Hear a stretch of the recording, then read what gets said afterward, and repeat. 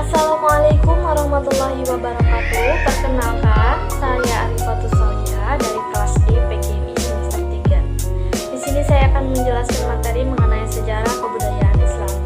Langsung saja ke pembahasan pertama, yaitu A. Pengertian sejarah, kebudayaan, dan makna Islam.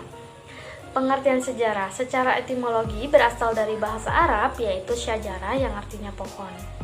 Jadi, bisa dibayangkan bahwa pohon itu tumbuh menjulang tinggi, memiliki akar yang kokoh dan kuat, terdapat ranting dan juga daun. Itu bisa diartikan bahwa sejarah itu memiliki masa dan berkembang sesuai zaman. Yang paling penting adalah sejarah itu ibarat akar, di mana ada asal-usul pohon itu bisa hidup. Yang kedua ada pengertian kebudayaan. Kebudayaan berasal dari bahasa Sanskerta, yaitu budaya yang merupakan bentuk jamak dari kata budi yang artinya akal dan juga daya yang artinya hasil karya cipta manusia. Jadi dengan begitu kebudayaan adalah semua hasil karya, karsa dan cipta manusia di masyarakat. Yang ketiga ada makna Islam dalam kebudayaan. Al-Islam berasal dari kata salama yang artinya selamat. Nah, dalam kaitannya dengan kebudayaan, Islam itu bukan kebudayaan, akan tetapi Islam itu menimbulkan kebudayaan. Kebudayaan yang ditimbulkannya itulah dinamakan dengan kebudayaan atau kebudayaan Islam atau peradaban Islam. Nah, jadi sejarah kebudayaan Islam adalah catatan perkembangan perjalanan hidup manusia muslim dari masa ke masa dalam beribadah, bermuamalah, dan berakhlak serta dalam mengembangkan sistem kehidupan atau menyebarkan ajaran Islam yang dilandasi oleh akidah. Kemudian yang B ada ruang lingkup sejarah. Terdapat 4 ruang lingkup sejarah. Yang pertama yaitu sejarah sebagai peristiwa. Peristiwa adalah sebuah aktivitas yang telah atau pernah terjadi yang bersifat lampau. Peristiwa bisa dikategorikan dalam sejarah apabila peristiwa tersebut mempunyai relasi dengan kehidupan manusia dan perkembangan sosialnya. Yang kedua ada sejarah sebagai kisah. Jadi sejarah dikatakan sebagai kisah apabila sejarah itu berperan dalam perkembangan sosial dan kemudian dijadikan masyarakat sebagai sebuah cerita dan dipercayai sungguh terjadi. Misalnya kisah para nabi dan rasul.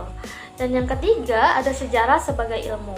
Dikatakan sebagai ilmu apabila sejarah itu dapat dibuktikan kebenaran faktanya dengan menggunakan metode ilmiah. Yang keempat, sejarah sebagai seni. Menurut Dietrich, seorang filsuf sejarah yang terkenal, mempelajari sejarah itu berbeda dengan mempelajari ilmu alam. Walaupun sejarah memiliki metode ilmiah, namun yang dipelajari bukan hanya yang nampak di permukaan belaka, tetapi lebih kepada hal lain yang menyertainya seperti rasa, motivasi, dan tujuan seseorang melakukan tindakan sesuatu. Dalam hal ini, sejarah dikatakan sebagai seni karena tidak melulu berdasarkan pada fakta mentah saja, namun disertai juga dengan interpretasi dari penulisnya.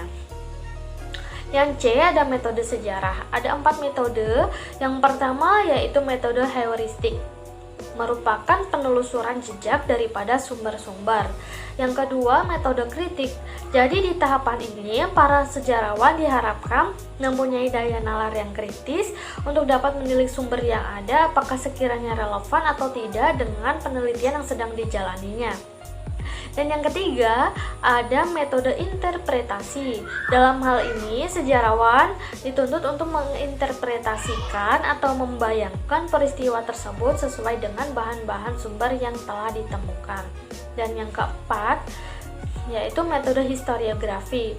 Ini merupakan metode akhir, yaitu metode sebuah hasil penulisan sejarah. Yang D, ada cara kerja metode sejarah. Terdapat 2 fase untuk dapat memahami sejarah. Fase pertama yaitu penggalian sejarah dan yang kedua adalah fase penulisan sejarah. Di dalam fase penggalian sejarah terdapat 3 metode. Yang pertama metode lisan atau interview. Yang kedua metode observasi dan yang ketiga metode dokumenter, ya seperti mempelajari secara cermat segala dari sebuah catatan atau dokumen tertulis dari beberapa catatan atau dokumen tertulis. Nah, Kemudian ada fase yang kedua, yaitu fase penulisan. Itu juga menggunakan 3 metode. Yang pertama ada metode deskriptif, yaitu dijelaskan sesuai dengan yang termaktub dalam Al-Quran yang dijelaskan oleh As-Sunnah. Kemudian ada metode komparatif, yaitu mencoba membandingkan antara tujuan ajaran Islam dengan pendidikan dan tuntunan fakta-fakta pendidikan yang hidup dan berkembang pada masa itu. Dan yang ketiga ada metode analisis sintesis yang digunakan untuk memberikan analisis terhadap istilah-istilah atau pengertian-pengertian yang diberikan ajaran Islam secara kritis. Dan yang ada ilmu dasar dan ilmu bantu sejarah. Untuk membantu mendapatkan data historis yang akurat, tentunya dibutuhkan ilmu-ilmu pendukung yang dapat memperkuat keberadaan sejarah. Yang pertama yaitu ilmu-ilmu dasar sejarah, merupakan ilmu yang mendasari pemikiran atau peristilahan sejarah seperti paleografi, yaitu pengetahuan tulisan-tulisan kuno, kronologis, yaitu pengetahuan tentang kesatuan waktu dan sebagainya. Yang kedua ada ilmu bantu sejarah, yaitu merupakan pendukung ilmu sejarah yang dalam bahasa Inggris disebut sebagai auxiliary science atau sister disciplines yang meliputi geografi, sosiologi, dan sebagainya. Lanjut yang F, yang terakhir yaitu manfaat mempelajari sejarah kebudayaan Islam. Pada intinya, mempelajari sejarah kebudayaan Islam itu dapat menambah ilmu pengetahuan, wawasan, dan pengalaman, dapat menjadikannya sebagai sumber motivasi atas kesuksesan umat terdahulu, serta dapat menjadikannya sebagai bahan pelajaran yang berharga, bahan renungan yang tak ternilai harganya. Sekian materi yang dapat saya sampaikan, kurang lebih saya mohon maaf. Wassalamualaikum warahmatullahi wabarakatuh.